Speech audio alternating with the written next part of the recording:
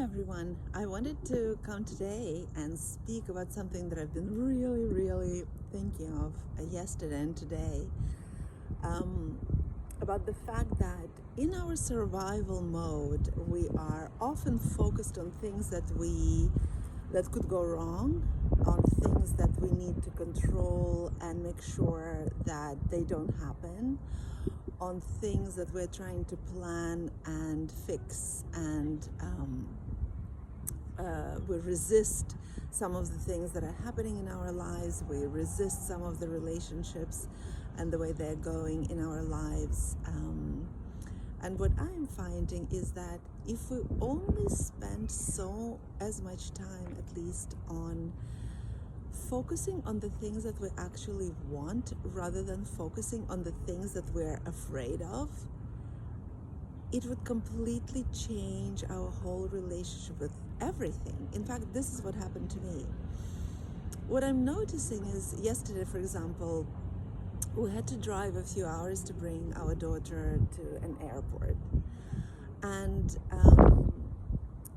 I was aware of things that I didn't want to go wrong. And when everything worked out, even some details that I couldn't have possibly have anticipated, I just was in such state of joy and gratitude, because for things, even in everyday life, for things to work out well, or to work out, or to happen the way we've planned it, there's so many details that need to go in the direction that we want. So many things, so many holographic elements needed to be in cohesion, in harmony, for things to go right. Or there isn't really such a thing as right or wrong, but to go in the direction in which we hoped that they would. So I just think that the more I am learning to live from that position of focusing on all that went right, that I used to take for granted, it just overwhelms me with this feeling of magic that life actually is.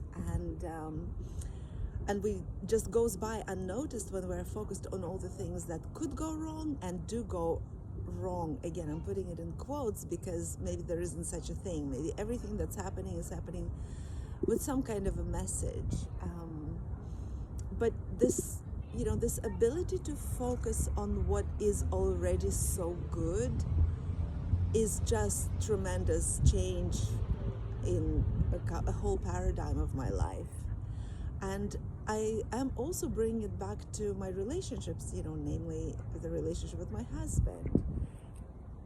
When I was focusing on all the ways in which I was disappointed by him, by the dynamic in our relationship, by all the things that didn't go according to some, happily ever after fantasy,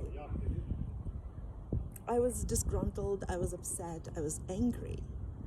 When I started to pay attention to all the things that already are good and all the things that are going right, in quotes once again, or at least all the ways in which he's already satisfying all kinds of, conditions that make my life easier, it changed our relationship. In fact, if I were to name a single most important change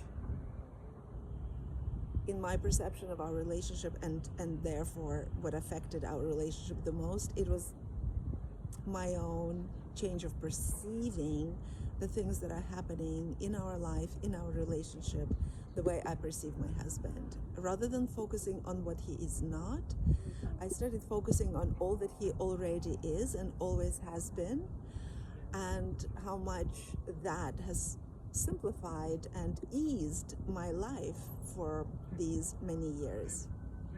And the same thing now in my relationship with life, in my relationship with my business, for example. There is so much that's going right. There is so much beauty. There is so much awe and so much magic that just goes by unnoticed. And it kind of brings us to this state of entitlement, I found. At least that's how I used to live when I didn't see all the amazing things that were already going well. And in all the ways that my life was already wonderful, I kind of started feeling entitled to more. And now when I've seen what happens when things go off the rail, and felt all the feelings that came with it, my capacity to appreciate all the things that are already wonderful has completely shifted my whole experience of life and people in it. So just really wanted to share this because I think that a lot of us already kind of realize it, but we don't make a conscious effort to spend in gratitude, or when we do, it just becomes another chore, another diary entry that we need to fill. And what I'm finding is that when I do actually feel into the gratitude, when I do actually allow it to penetrate me and to really allow myself to feel it in my body, then it becomes an incredible experience, and I'm filled with gratitude, and I'm filled with love and abundance, and life just feels like a magical journey of awe and abundance. All right, everyone, see you next time.